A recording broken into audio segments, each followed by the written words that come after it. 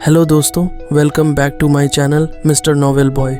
जिन्होंने इस सीरीज़ के पिछले एपिसोड्स मिस कर दिए हैं वो प्लेलिस्ट में जाकर देख सकते हैं, और जो पहले से साथ हैं उनके लिए हम आज का नया एपिसोड शुरू कर रहे हैं।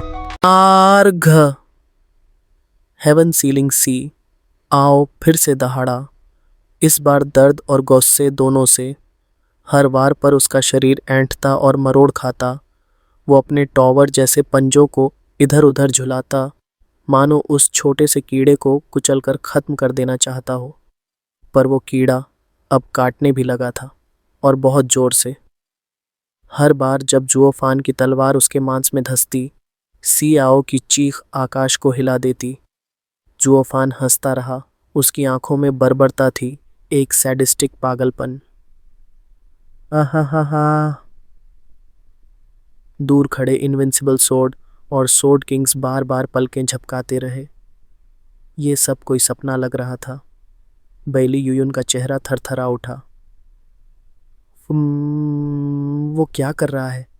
मुझे लग रहा है, या वो सच में उस राक्षस को तड़पा रहा है? इनविंसिबल सोर्ड खुद भी अवाक था। मैंने कभी नहीं सोचा था कि ये लड़का ऐसा कर दिखाएगा। पेट्रियार्क, वो राक्षस, उसने छींक मारी थी और आपको बर्फ में जकड़ दिया।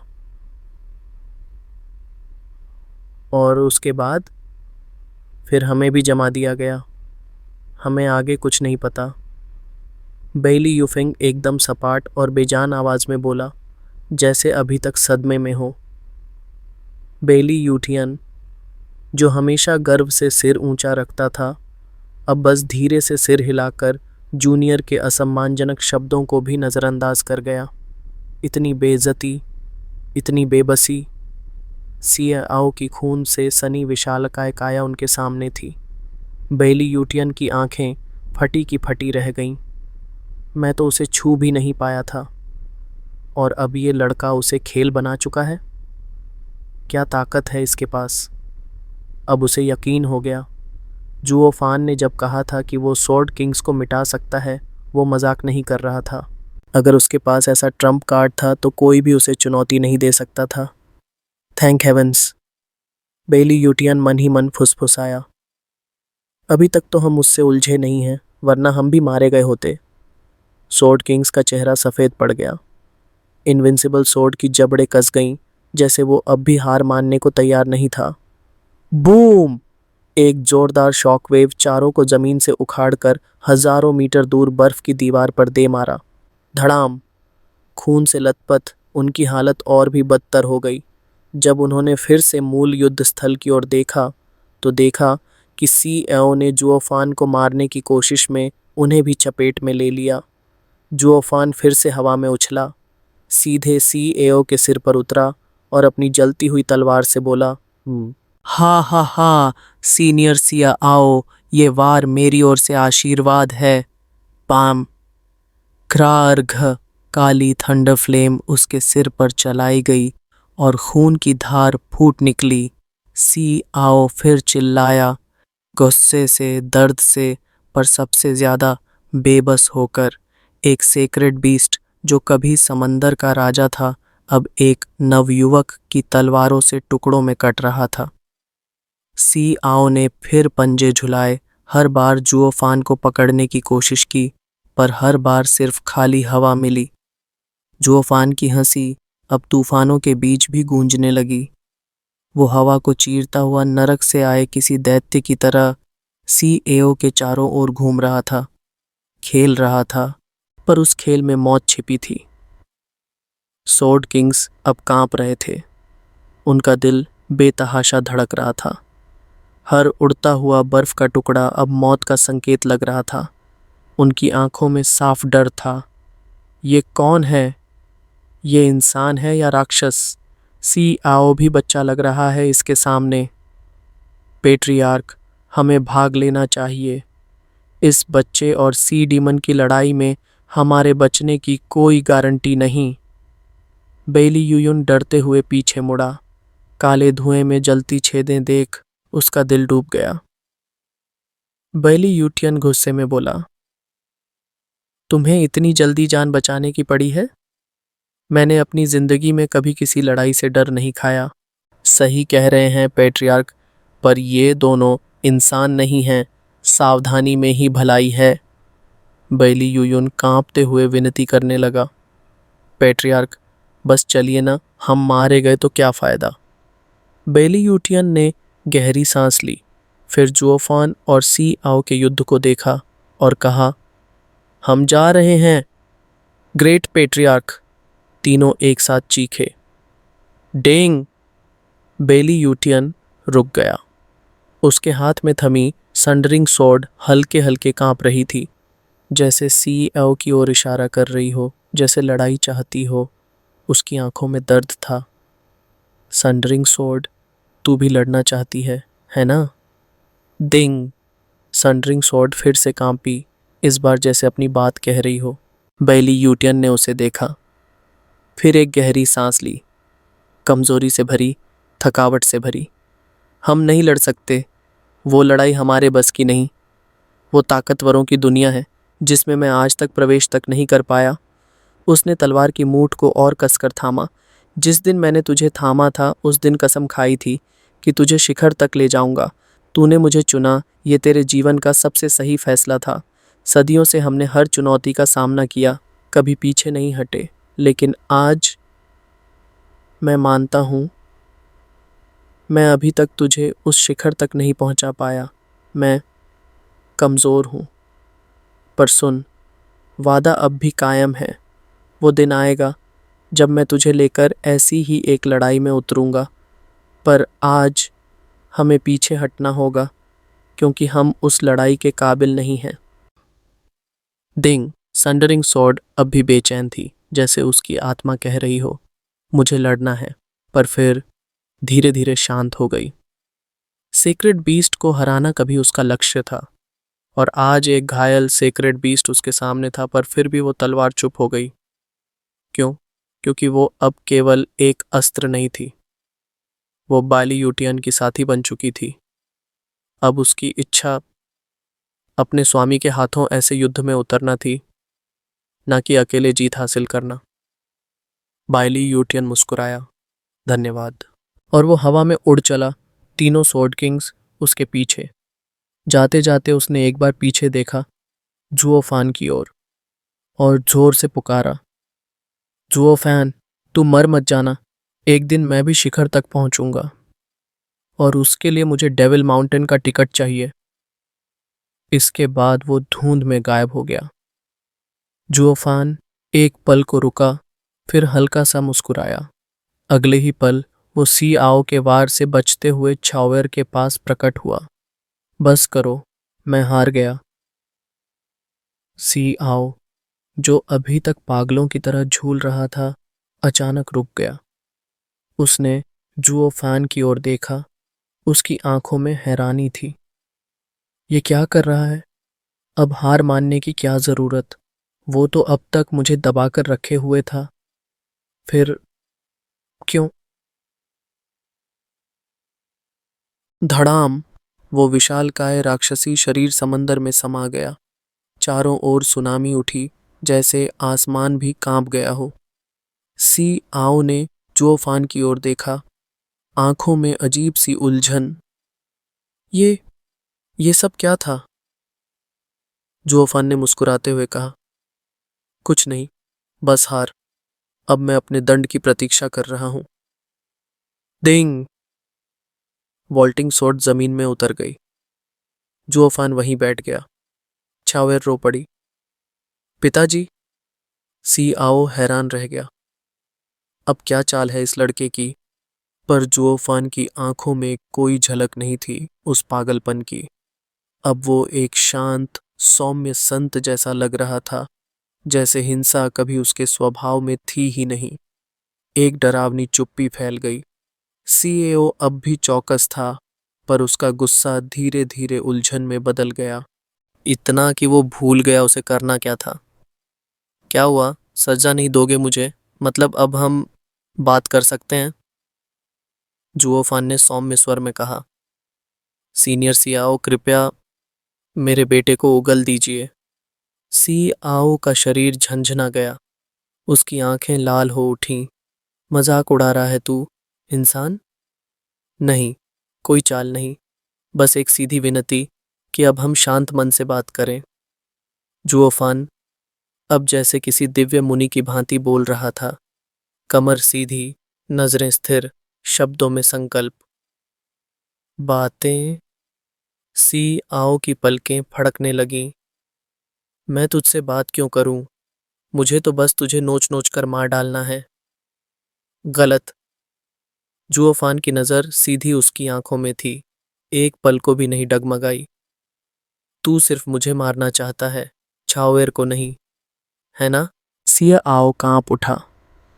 जुओफान ने एक गहरी सांस ली, छाओएर को देखा, फिर सिया आओ की ओर। हमारी लड़ाई में तू छाओएर को कभी बंधक बना सकता था, उसे खा सकता था और मुझे रोक सकता था, पर तूने ऐसा नहीं किया। क्यों? सी आओ ने गुर्राकर कहा। सेक्रेड बीस्ट्स का भी अभिमान होता है, हम इंसानों की तरह नीच नहीं जो बंधक बनाए। जुओफान मुस्कुराया, पर जब तू छाओएर से खेल रहा था तब तूने सारे मानवों के जैसे ही खेल खेले। क्यों? क्योंकि तू भी उन 5 महान सेक्रेड बीस्ट्स में सबसे अधिक मानवों के निकट है, कुनपेंग के बाद। सी आओ चुप था। सीनियर, आप छाओएर और सांजी को सच में मारना चाहते थे, मैं जानता हूँ, पर कभी कभी नफरत से भरी तलवार भी सीमा पार नहीं कर पाती। तभी तो मैं देख रहा था, क्या तू सच में पागल हो चुका है? क्या तू युवा सेक्रेड बीस्ट्स को भी मार सकता है? जुओफान ने सिर झुकाकर कहा, मैं खुश हूं कि तूने वो सीमा नहीं लांघी। इसका मतलब संजी अब भी जिंदा है। अब मेरी विनती सुन, उसे ठीक कर दे। सी आओ कांपा, चीखा, धोखा, चाल, तू इंसानों में सबसे धूर्त है। तू मेरे उसूल तोड़ना चाहता है ताकि वो किलिन ठीक हो जाए। नहीं, मैं नहीं झुकूंगा, चाहे मेरी जान चली जाए। छाओएर की आंखें भर आईं। जुओफान ने सिर हिलाया, मैं पहले ही कह चुका हूं, मैं हार गया। सियाओ चिल्लाया, तू ये किसे हार कहता है?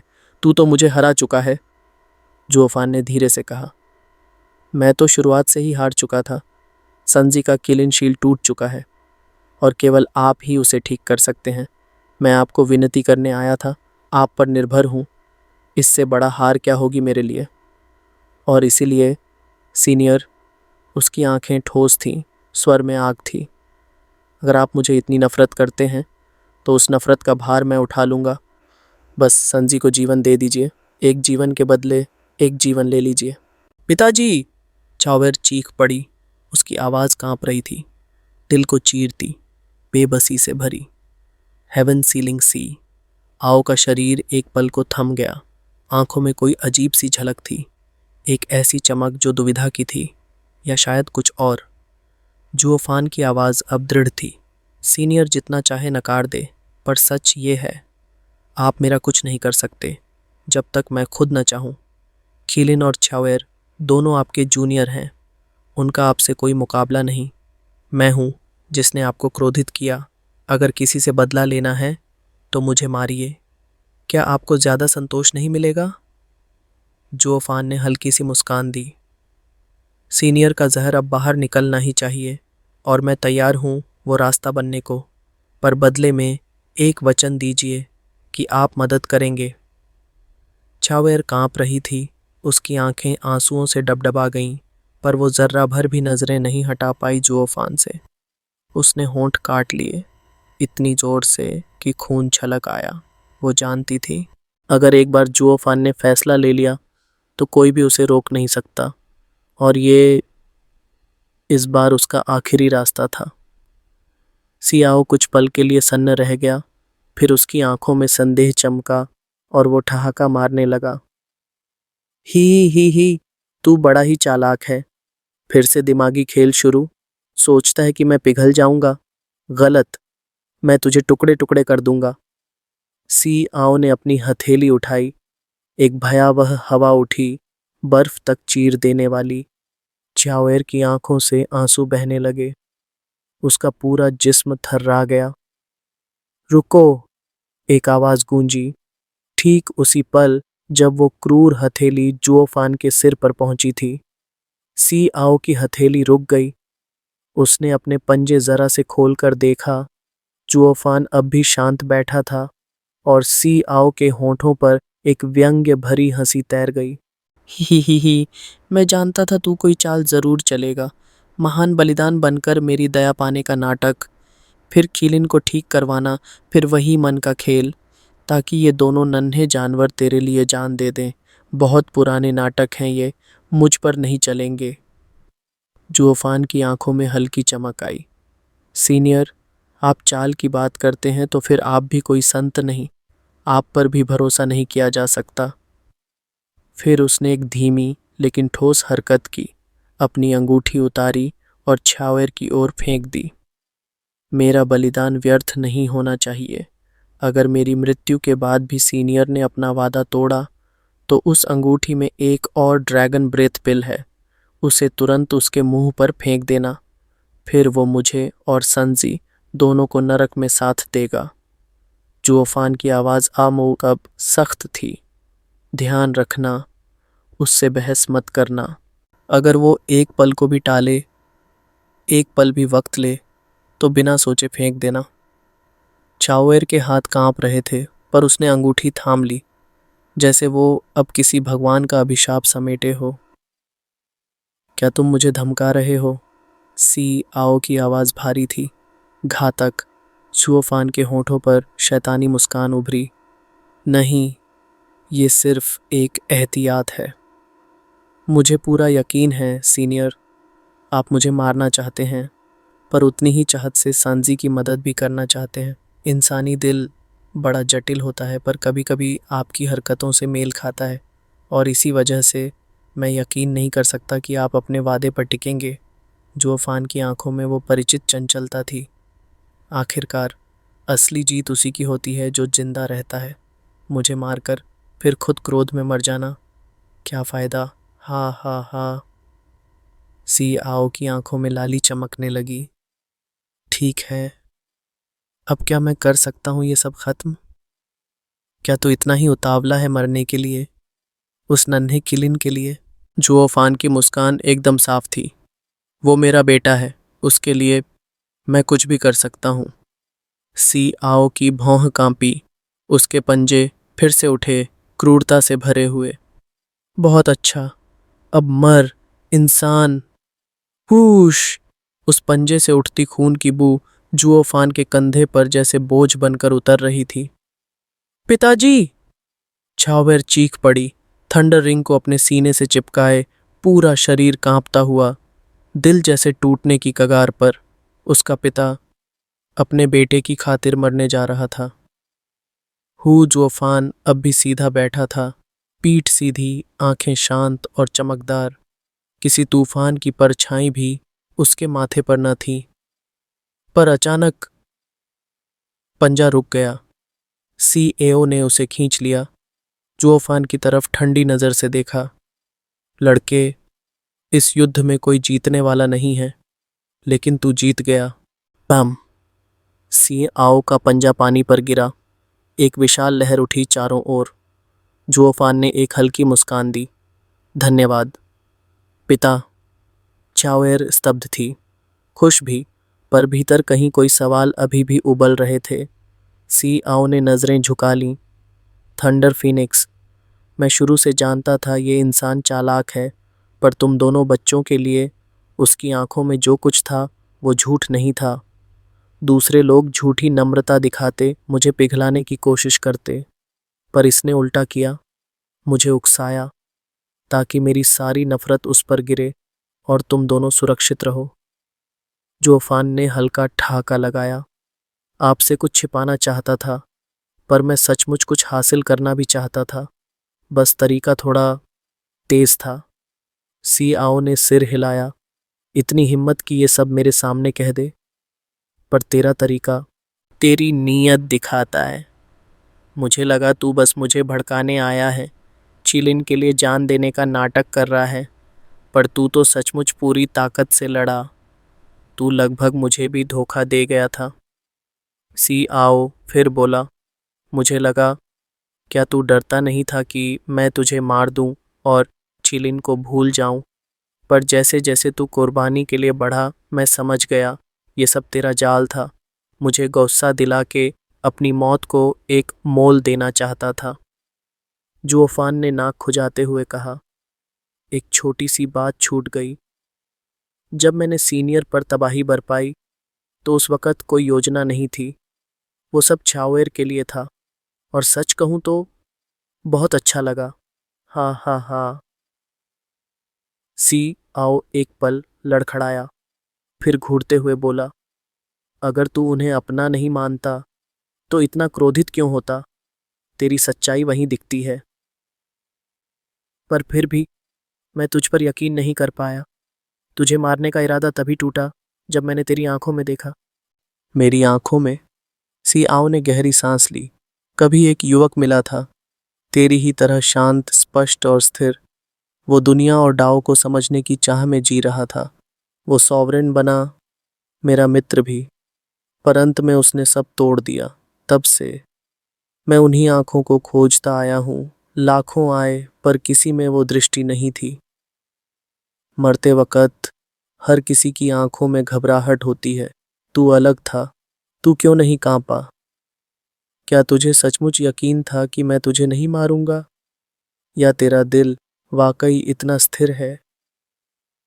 जुओफान ने कुछ पल सोचा, फिर सिर हिलाया। अस्थिर हृदय केवल पछतावे से जन्म लेता है। पछतावा डर, गुस्से और कई कच्ची भावनाओं को जन्म देता है। पर मैंने अपने बेटे के लिए जान दी तो कोई पछतावा नहीं था, बस एक टीस। अपनी पत्नी से किया वादा और एक युद्ध का वादा अधूरा रह गया। तो यही कारण था। सिया आओ ने लंबी सांस छोड़ी। दाव दो हिस्सों में बंटा होता है, आसक्ति और वैराग्य। जो आसक्त है उसे त्यागना पड़ेगा, जो वैरागी है वो भी कुछ न कुछ थामे होता है। तू दोनों का मेल है। ऐसे लोग दुर्लभ होते हैं। तुझमें सॉवरेन बनने की काबिलियत है। अब सब कुछ तुझ पर निर्भर करता है। क्या तू 10 पाथ्स टू हेवन में से एक पकड़ पाएगा? जुओफान ने सिर हिलाया। सी आओ ने सिर ऊपर उठाया और एक भारी गर्जना के साथ उसके मुंह से कुछ निकला। नीले साफ बर्फ के टुकड़े में संजी विश्राम कर रहा था, 2 मीटर लंबा, 1 मीटर चौड़ा। भाई, चावेर खुशी से चिल्लाई। जुओफान की आंखों में उम्मीद की लौ जली। सी आओ ने अपना मुंह पोंछा। वो बस किस्मत से बच गया। मैंने उसे अपने शरीर के अंदर छुपा लिया, वरना वो ड्रैगन फायर में जल चुका होता। जुओफान की आवाज कांप उठी। सीनियर, मेरा पेट स्वयं हेवन सीलिंग कॉफिन है। सी आओ ने कहा। उसके किलिन शील्ड को ठीक करने के लिए मुझे अपने जठर रस से उसकी देह को भरना पड़ा। वो 39 दिनों तक इस आइस कॉफिन में रहेगा। जैसे ही बर्फ पिघलेगी उसका इलाज पूरा हो जाएगा। जुओफान ने दोनों हाथ जोड़कर सी आओ को झुककर प्रणाम किया। सीनियर, आपका आभारी हूँ। इस उपकार को कभी नहीं भूलूंगा। चावेर भी झुक गई। उसके चेहरे पर सजी थी नन्ही सी मुस्कान। सिया आओ ने गहरी आवाज में कहा, तुम सही थे। हम पवित्र जीव अनोखे हैं और इस दुनिया में जो हमारे जैसे नहीं, उनमें खो जाना अकेलेपन को जन्म देता है। पर हम पुराने जर्जर हो चुके जीव अब अपने ही बनाए कैद खानों में कैद हैं। हमें किसी ऐसे की जरूरत है जिस पर यकीन किया जा सके। चावेर हंसते हुए बोली, अंकल सिया आओ, आप तो इंसानों से नफरत करते थे ना, अब उन्हीं को हमें सौंप रहे हैं। सी आओ ने धीरे से सिर हिलाया। ये कोई समाधान नहीं, बस एक मजबूरी है। कम बुराई को चुनना। इंसान वाकई घिनौने हो सकते हैं, लेकिन कभी कभी उनके भीतर एक गहराई होती है जिसे देख मेरी नफरत कांप उठती है। अगर मेरी नफरत इतनी तीव्र थी तो मेरा स्नेह भी उतना ही प्रबल रहा होगा कभी। इसलिए तुम दोनों को किसी विकृत इंसान के हाथों सौंपने से बेहतर है कि तुम्हें उस इंसान को दूं जिस पर मैं यकीन कर सका। सियाओ की आंखों में विश्वास की चिंगारी थी। जुओफान, अब ये दोनों तुम्हारी जिम्मेदारी हैं। हम सेक्रेड बीस्ट्स बस 5 ही बचे हैं इस पूरी दुनिया में। जुओफान ने सिर झुकाया। सीनियर निश्चिंत रहें, ये दोनों मेरे लिए सिर्फ बच्चे हैं और मैं इन्हें उसी तरह संभालूंगा। सी आओ ने हल्की मुस्कान दी और एक क्षण भीतर से एक विचार उठकर गुजरा। ये इंसान पहले उस युवक जैसा है जो दाव की राह पर चला। काश ये कभी न बदले। पाह! एक तीव्र चीरती हुई आवाज गूंजी और जुओफान की आंखों से रक्त टपक पड़ा। सी आओ चौंका। क्या हुआ बच्चे? जुओफान का चेहरा सख्त हो गया, भौहें कांपी। मुझे कुछ समझ नहीं आ रहा। पाह! दूसरी बार। अब दर्द और तीव्र था। जुओफान ने अपनी आंखें कसकर थामी। अंदर जलन थी, जैसे नर्क उतर आया हो। क्रैक क्रैक क्रैक, बार बार आवाजें गूंजी और उसके हाथों के बीच से काली थंडर फ्लेम बहने लगी, एक बेकाबू ज्वार की तरह। वो लपटें जैसे पूरी सृष्टि को निगल जाएं। थंडर फ्लेम जो सीएओ से लड़ते समय उभरी थी, अब पूरी तरह नियंत्रण से बाहर हो चुकी थी। जुओफान के चेहरे पर पीड़ा उभर आई। आह!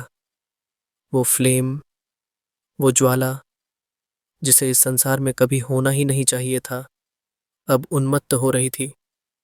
अविनाशी थंडर फ्लेम, एक ऐसी शक्ति जो स्वयं आकाश को नष्ट कर दे, अब जुओफान के भीतर जाग चुकी थी।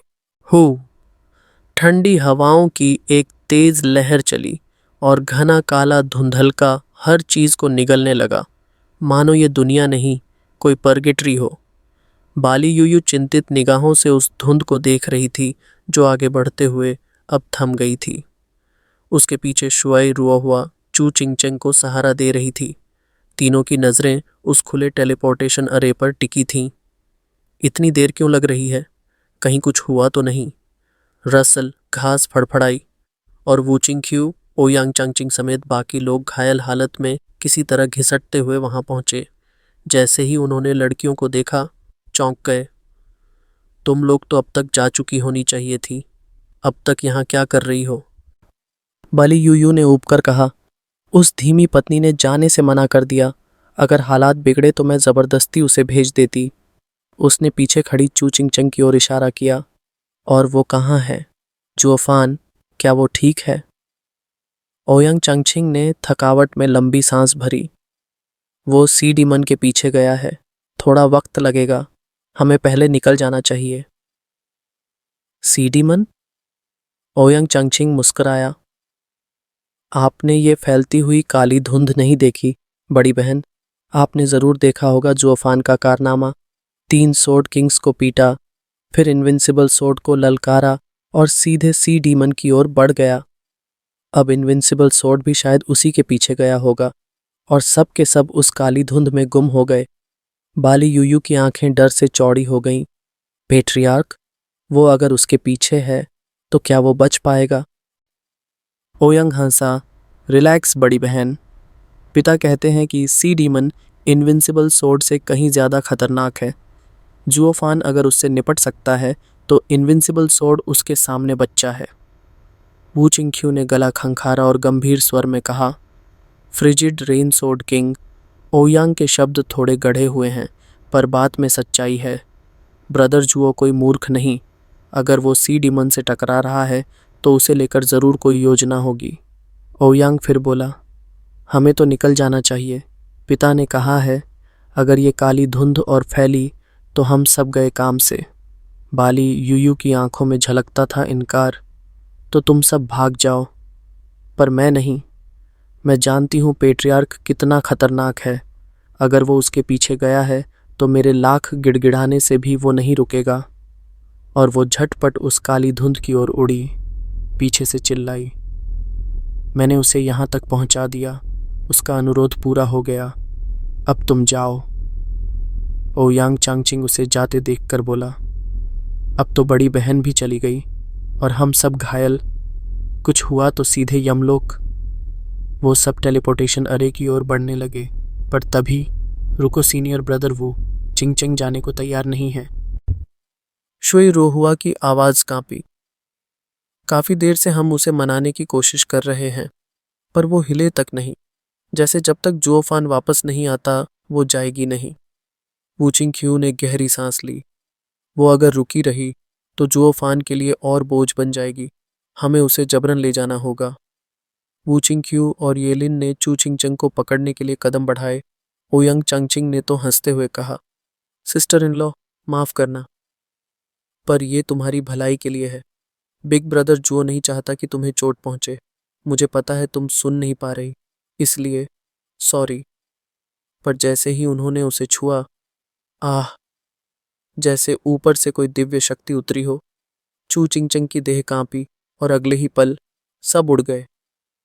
ओयंग चंगचिंग तो सीधे जमीन पर गिरा और पीछे को लुढ़क कर अपनी पीठ पकड़ने लगा। सिस्टर इन लॉ, हम तो बस मदद कर रहे थे, इतने घायल हैं, इतनी तेज यूएनची। बाकी सब स्तब्ध। चू चिंग, जो वर्षों से कुछ भी महसूस नहीं करती थी, अब अपनी शक्ति इस्तेमाल कर रही थी। शुई रोहुआ ने उसके कंधे पर हाथ रखा। आंखें खुशी से भर आईं। चिंग, तो तुम जाग गई हो? चू चिंग के होंठ कांपे और एक नाम फुसफुसा सा बाहर निकला, जी जुओफान। सालों बाद उसकी आंखों में होश की चमक थी, लेकिन फिर डर की सिहरन दौड़ गई। जी जुओफान खतरे में है, वो खतरे में है।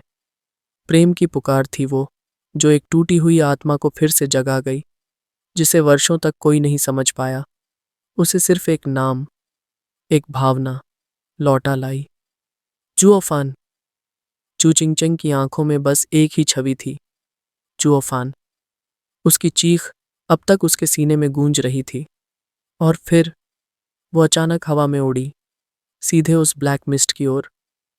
चिंग, रुको। शुई रोहुआ चीखी और पीछे भागी, लेकिन जैसे ही उसने अपनी ऊर्जा इस्तेमाल करनी चाही, मुंह से लहू निकल आया। वो वहीं गिर पड़ी, कांपते हुए। बाकी सब भी बस देख सकते थे। चलना ही मुश्किल था, उड़ना तो बहुत दूर की बात। चू चिंग धीरे धीरे उस धुंध में गुम हो गई। ओयांग चंगचिंग ने लंबी सांस ली। बड़ी बहन अभी क्यों नहीं है जब ज़रूरत है?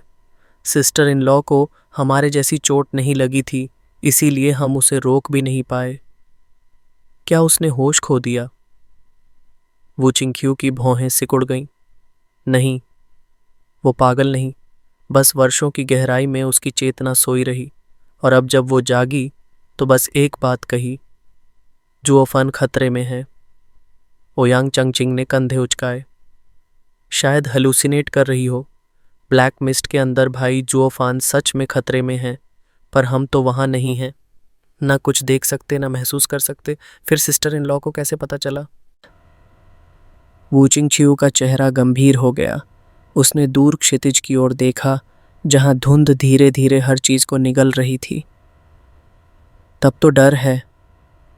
उन दोनों के दिल जुड़े हुए हैं, और अगर चू चिंग को ऐसा महसूस हुआ तो जुओफान सच में बहुत गहरे संकट में है। पूरा समूह सन्न रह गया। चेहरों पर चिंता और भय गहराने लगा।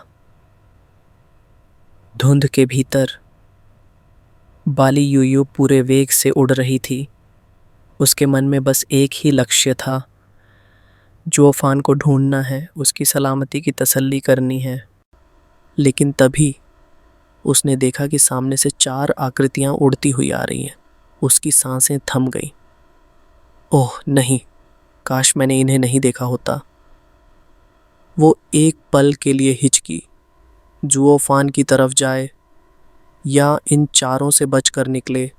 अगर उन्होंने उसे देख लिया तो फिर जुओफान तक पहुंचना नामुमकिन हो जाएगा।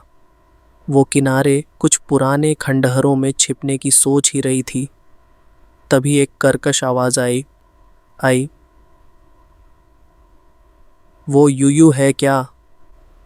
जल्दी आओ, पेट्रियार्क घायल है। धत्त तेरी, बैली यूयून, तुम्हें अभी ही मुझे देखना था। बाली यूयू की आंखों में झुंझलाहट थी। पर उसके भीतर का द्वंद्व और भी बड़ा था। जुओ फन उस धुंध में कहीं अकेला लड़ रहा है और इधर उसके ही दुश्मन उसे उसकी कस्मों से रोकने को खड़े हैं। तुझे और तेरी वो हर चीज़ देख लेने वाली आंखों को मैंने बस एक पल चूक दिया, वरना बच जाती। बस कसम है मुझे, एक बार मौका मिल जाए तो तेरी आंखें तेरी खोपड़ी से खींच कर निकाल लूं। बाइली यूयू के भीतर गुस्से की आग धधक रही थी। चेहरे पर हैरानी का मुखौटा चढ़ाए वो चारों के पास जा पहुंची। पेट्रियार्क को चोट लगी? कैसे? क्या यही है तुम्हारा सुरक्षा देने का तरीका? बाइली यूयुन ने थकी सी सांस ली। हमने अपनी पूरी ताकत झोंक दी, पर सी डीमन वो तो किसी और ही दुनिया की चीज है। पेट्रियार्क उसे छू भी नहीं पाए। सी डीमन इतना ताकतवर है कि पेट्रियार्क तक। बैली यूयू का चेहरा फीका पड़ गया। जुओफान उस राक्षस के सामने अकेला था। जहां इनविंसिबल सोर्ड तक हार मान गया, वहां उसका क्या होगा? उसने मुट्ठियां कस लीं, आंखें धुंध की ओर टिकी रहीं। चिंता अब गले में अटक चुकी थी। बैली यूटियन शायद गहरी चोट के चलते बैली यूयू के चेहरे का बदलाव नहीं देख पाए। वो लहू खांसते रहे, ठंडा और जलता हुआ लहू। ऐसी शक्ति पहले कभी नहीं देखी। मैं पूरी तरह हार गया हूं, पर यह तो बस शुरुआत है। एक दिन मैं फिर इनविंसिबल स्वॉर्ड ने फिर खांसी में लहू उगला। चेहरा सफेद पड़ चुका था, मानो जीवन की लौ मध्यम हो गई हो। पेट्रियार्क, कुछ मत कहो। हमें कोई सुरक्षित जगह ढूंढनी चाहिए, वरना आपकी हालत और बिगड़ जाएगी। बैली यूयुन घबरा गया, लेकिन इनविंसिबल स्वॉर्ड ने उसे रोक दिया और फिर उस घने धुंध की ओर देखा। मैं यहीं रुकूंगा। मैं हार गया, पर इस महान युद्ध का अंजाम अपनी आंखों से देखना चाहता हूं। महान युद्ध? बैली यूयू की आंखों में आशा की चमक लौट आई। मतलब कोई अब भी सी डीमन से लड़ रहा है? बैली यूटियन ने धीरे से सिर हिलाया। बैली यूयुन गुस्से में फुंकारा, यूयू, अब जब बात निकली है तो बताओ, तुम्हारी जांच का तरीका क्या था? तुम्हारी वजह से हम सब मरते मरते बचे। मैंने क्या किया? बाइली यूयू को कुछ समझ ही नहीं आया। तुमने कहा था कि जुओफान सिर्फ सोल हार्मनी स्टेज तक का है और कोई खास खतरा नहीं, बस एक मामूली लड़का। हाँ तो है ही है। क्या तुम्हें ज़रा भी शक नहीं हुआ कि उसके साथ जो लड़की थी वो कोई अद्भुत वस्तु लेकर चल रही है? उसने हम तीनों को जख्मी कर दिया था। तीनों सोर्ड किंग्स के चेहरों पर अपमान और गुस्सा उभर आया। वो छावेर, पर वो तो बहुत क्यूट सी है। वो भला कैसे? क्यूट? ये नई बात है, बैली यूयुन चीखा। बाप जैसा बेटा, गुरु जैसी शिष्या। वो छोटी सी लड़की तो जैसे देवता हो, और उसका बाप, वो तो पेट्रियार्क को भी खत्म करने की क्षमता रखता है। उसके पास एक 9th लेवल इंपीरियल बीस्ट था, उसका स्पिरिट बीस्ट, ऐसा जीव जिसकी कल्पना भी नहीं की जाती, और वो उसे ले आया। पेट्रियार्क ने उसे बड़ी मुश्किल से मारा। 9th level imperial beast? वो तो बस एक मिथक था। क्या सच में?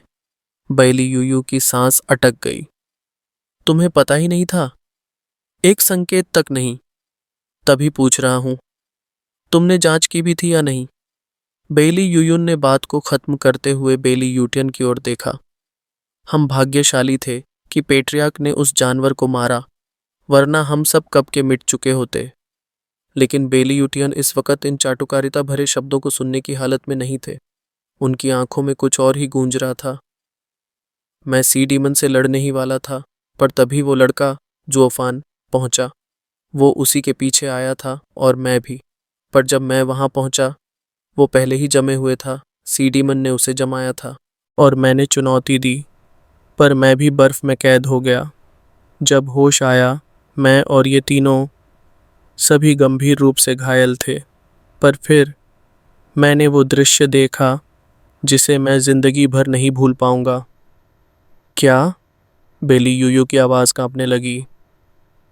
जो फान उस सी डीमन से लड़ रहा था वो उसकी बराबरी का नहीं था, पर एक विचित्र कला के सहारे धीरे धीरे उस पर हावी हो गया। सी डीमन को सिर्फ वार सहने पड़े, वो पलटवार नहीं कर पाया। जो फान ने उसे बुरी तरह जख्मी कर दिया, इतना कि जब उसकी अंतिम चोट लगी तो उससे निकली गर्मी ने हमारी बर्फ भी पिघला दी और साथ ही हमें गहरी चोटें भी दीं। अगर मैं उससे लड़ता तो राख में बदल जाता। Invincible sword. हाँ हाँ, मैं अंधा था जो दुनिया की विशालता को देख नहीं पाया। तीनों स्वॉर्ड किंग्स ने शर्म से सिर झुका लिया। बैली यूयुन ने घूरते हुए कहा, देखा, तुम्हारी रिपोर्ट ने हमें मरा हुआ समझ लिया था। तुमने बाघ को बिल्ली बना दिया और वो हमें फाड़ ही डालता।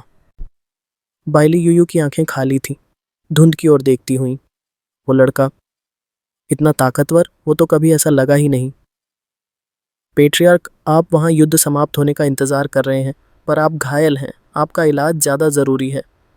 बैली यूयुन झुक गया। बैली यूटियन ने गंभीरता से कहा, बात सरल है। हम लड़ाई को तो देख नहीं सकते, पर अंत साफ होगा। अगर जुओफान जीता तो वो बाहर निकलेगा, और अगर सी बीस्ट जीता तो ये काला धुंध पीछे हट जाएगा और वहाँ कुछ भी नहीं बचेगा। पीछे हटना वो क्यों करेगा? बाइली यूटियन ने हंसते हुए जवाब दिया, हाँ हाँ हाँ, सी डीमन की जीत तो पिरिक होगी। मतलब वो ऐसी जीत जो खुद को नुकसान पहुंचाए। क्या वो यहाँ बैठेगा और दूसरों को आकर उसे मारने देगा, या अपनी चोटें चाटने में लगेगा? उनकी आंखों में पक्की ठान झलक रही थी। इसलिए मैं यहीं इंतज़ार करूंगा इस लड़ाई के अंत का, और अपने अगले महान प्रतिद्वंदी की पुष्टि करूंगा। स्वॉर्ड किंग्स हक्के बक्के रह गए, फिर एक एक कर सिर हिलाकर सहमति जताई और उनके साथ ठहरे। बाली यूयू का दिल घबराया हुआ था। वो यहाँ खड़ी थी, इंतजार कर रही थी, नॉट लड़ाई के अंत का, बल्कि उम्मीद के साथ कि वो बाहर आएगा काले धुंध से। भूश, एक हवा सी तेज आई, किसी ने उड़ान भरी और धुंध में गुम हो गया।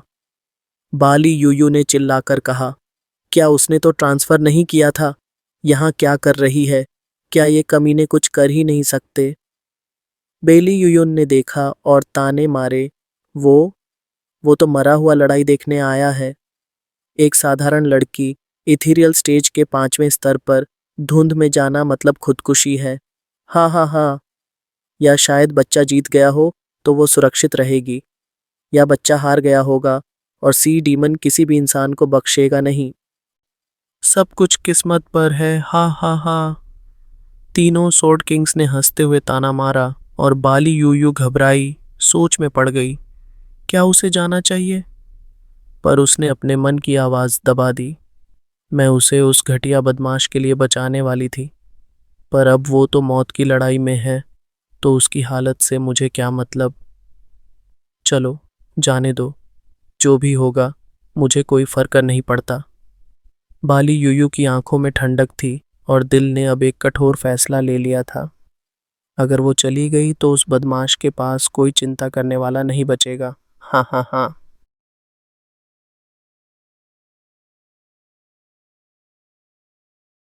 आप सभी के कहने पर आज मैंने एक बड़ा एपिसोड लाया है। अब आपकी बारी है मेरा साथ देने की। जो लोग बुक ऑफ स्पीयर मनहवा एक्सप्लेन कर रहे हैं, कृपया मेरे चैनल का नाम वहां मेंशन कर दें, इससे मुझे बहुत मदद मिलेगी। उम्मीद है कि आप मेरी रिक्वेस्ट का ध्यान रखें।